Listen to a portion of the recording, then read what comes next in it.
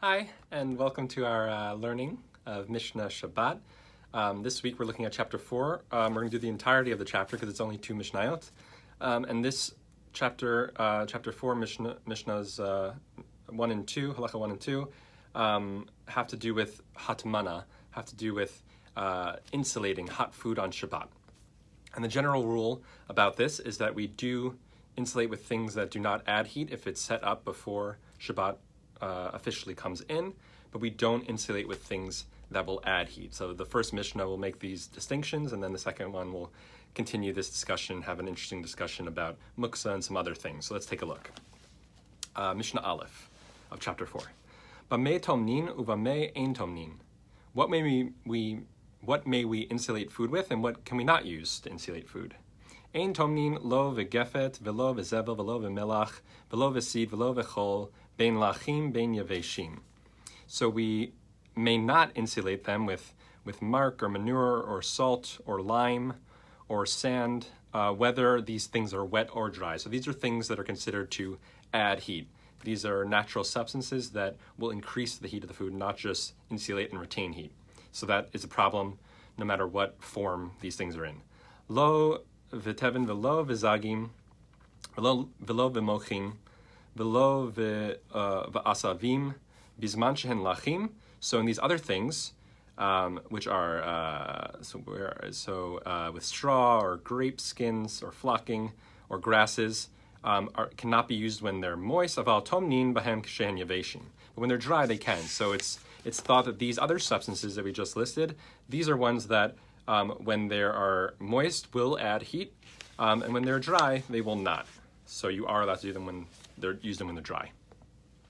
Tomnin bichsut uvefeirot bekanfei yonah uvin soret shel charashim uvin oret shel pishtan daka. We may insulate food with clothing, with produce, with pigeon feathers or any feathers actually, with carpenter's sawdust or with fine flax combings. Rabbi Huda oser badaka umatir bagasa. Rabbi Huda just makes a distinction about these flax combings. He says that if they're fine, don't use them, but if they're coarse, you can use them. So again, this comes down to distinctions in what we believe will add heat and what is simply retaining heat. So we cannot use things that will add any heat to the hot food that we're trying to insulate. Okay, Mishnah Bet. Tomnin bishlachim umetal talinotan begizei tzemer ve'ein metal talinotan. We may insulate food with animal skins, with pelts, and we may move them with wool shearings, but we may not move them. So now we're dealing with kind of a peripheral problem, an additional problem perhaps, having to do with muksa. Muksa we learned about, I believe, 2 or 3 weeks ago. We talked about some Mishnayot on muksa. So now we're saying, what about if the thing you're using to do the hatmana is a thing that there's issues with moving it on Shabbat, things in the category of muksa, things that are set aside and that we can't move on Shabbat. So pelts you can use and you can move them, and wool shearings you cannot move them. You can use for hadmana but not move them. So, which might make it a problem to use it for hadmana. So the reason is because the pelts have other purposes. The pelts can be used as a rug, it can be used something else on Shabbat. It has a variety of uses, and it therefore is useful on Shabbat. It's not in the category of muksa. Wool shearings, which has a very specific purpose. It's usually made into thread, very fine, more valuable, perhaps, and therefore it's in this category of muksa machma chesron kis, that it has something that's valuable and has a more clearly defined purpose, and therefore not going to be used for other purposes. So probably not recommended to use this for hadmana to begin with, but certainly there's an issue with moving it if you already have. So now we're going to talk about that practical situation. Let's say you did use it for hadmana, even though it's not the best choice to make. So the Mishnah asks, Kitzad huoseh, what should one do in this circumstance? Notel et hakisui vehen noflot. He removes the lid and they fall. So you have your pot insulated by these wool shearings.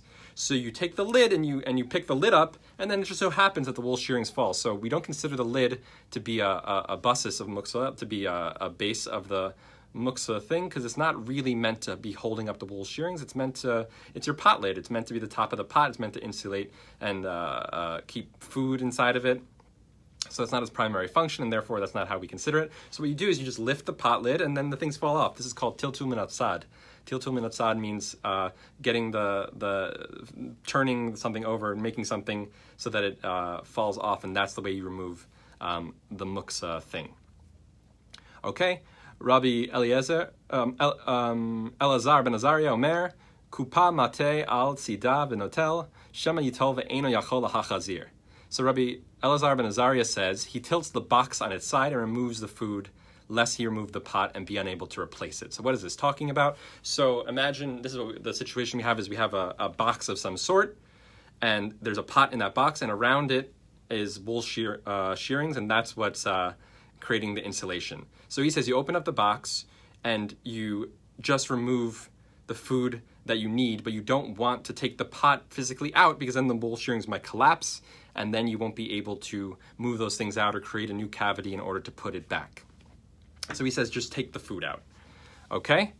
V'chachamim omrim notel machazir. But the sages say he may remove it and replace it. So the Chachamim are not concerned that someone is going to need to make a new cavity. The existing cavity will be there, or they'll just place it in. They're not going to move the wool shearings and create a new opening.